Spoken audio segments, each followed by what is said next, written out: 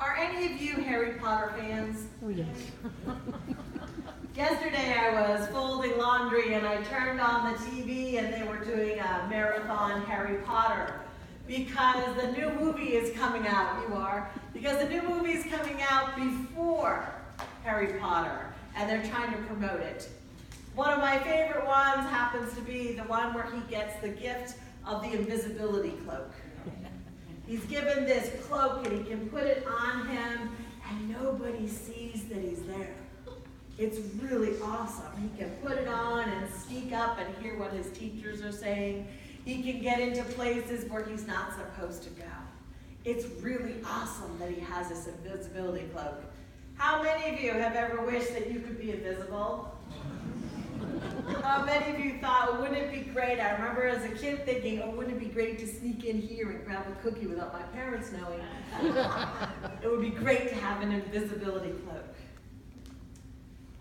But today, we hear about the widow.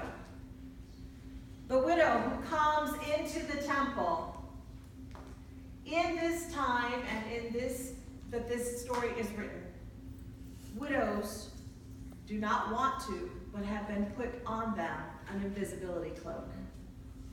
Widows were considered useless. They couldn't contribute to society. Their husbands were gone, and unless they had family to support them, they were reduced to begging. Now, a lot of you, I am sure, think, oh, well, that was long ago. But I have a friend who works in South America, and she works with widows who are seen as nothing, who are forced to beg for their children's food if they do not have relatives. She teaches them how to knit and how to crochet and how to make wonderful stoles, and then she goes and she helps sell them so it will help them to support their children. They are invisible. In our own society, can you think of people that you know who are invisible? Maybe the homeless, maybe those who are unemployed, maybe those who are addicted or those who have mental illness, maybe senior citizens that have been tucked away in nursing homes and forgotten.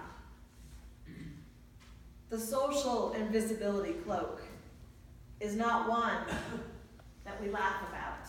It is not fun to have the social invisibility cloak put upon you. And yet in this story, that is exactly what has happened to this widow. She is not seen as anyone of importance. The story tells us that those who are wealthy come in to the temple and they give their gifts and it's grand and everybody sees them. But the widow comes and she gives what she has, about a penny. It's not very much.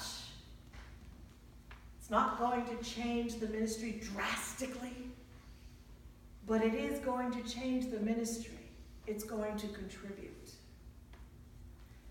I was talking to somebody recently and they said, oh, my goodness, here comes pledge time.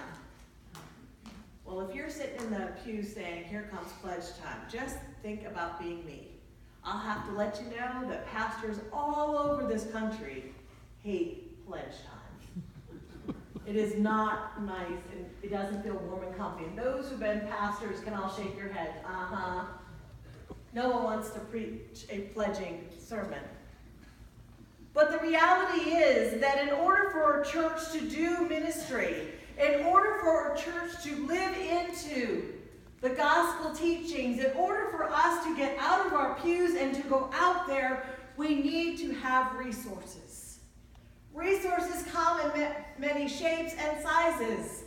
They come in the one who can come and volunteer their time, the ones who are willing to serve on committees, the ones who are willing to share their voices with us and sing every week.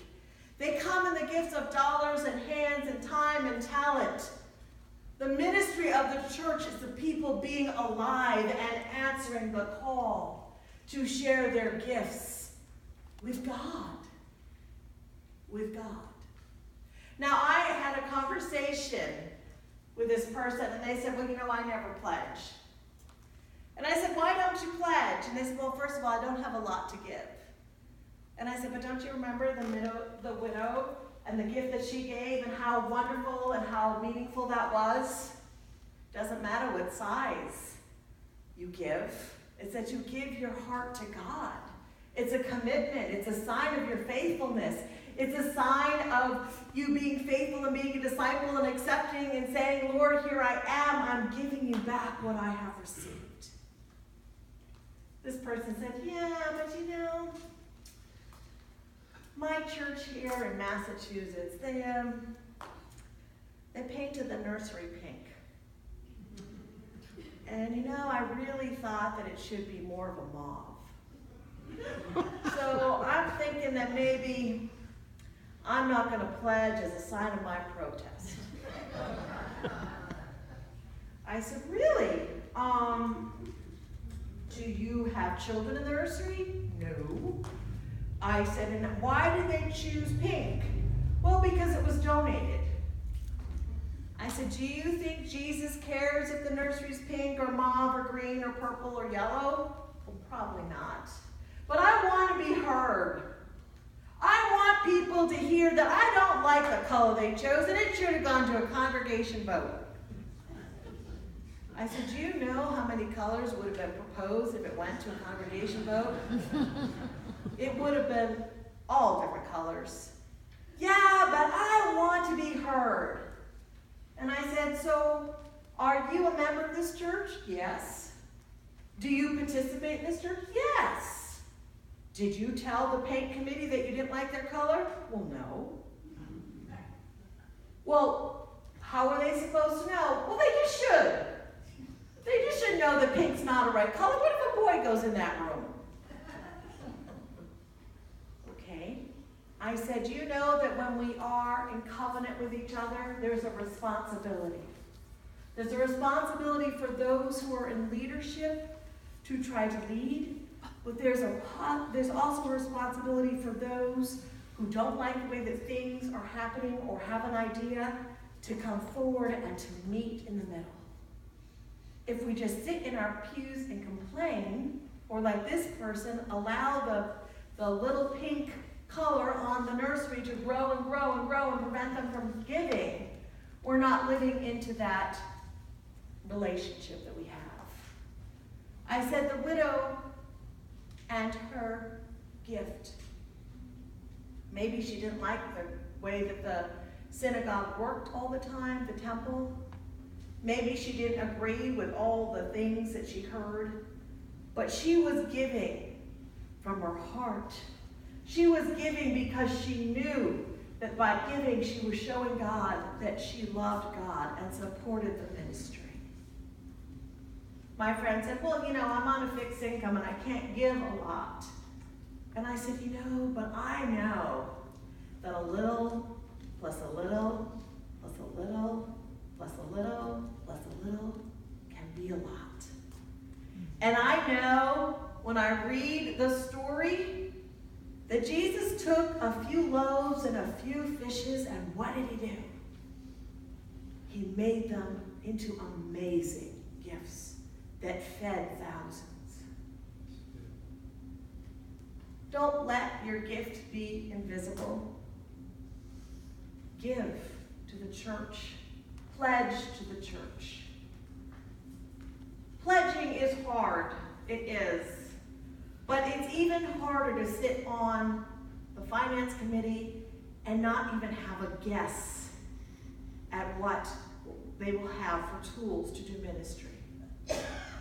Give from your heart, because it is a way that you show God that you love the ministry, that you love all that this church is doing, that you love God, and this is your gift to give back. If you have something that you do not like, if there is somewhere in this church a bright pink nursery, please talk to somebody about it. Don't be like my friend and let it grow and grow and grow until she's really angry now and doesn't want to give her pledge. instead talk. Remember that we are in covenant with each other. That means that we pledge to work with each other. We pledge to talk to each other. We pledge to live together as well as we can as disciples of God. And we pledge that by asking God to bless us and guide us and show us how to live out the Gospels. Oh, I am so happy when I look at this church and I look at the wonderful things that we are doing. In just a few short time of days and months, the Spirit has moved here. Jim's kids, feeding all of those children, the gift of helping out through the Pack-A-Sack. 75 kids a week. 75 kids a week who don't go hungry. That's amazing. 75 kids. When we started Love a Lunch, we had 4 or 5 people. This week I was told we fed over 40 at one lunch. The Spirit is here. The Spirit is alive. Let the Spirit know that you're thankful. Go and quietly find a space to pray and ask God, what is your gift that God is asking you to bring to God's ministry here? It may not seem like a lot, but if it is a gift from the heart, it is more precious than all the gold in the world.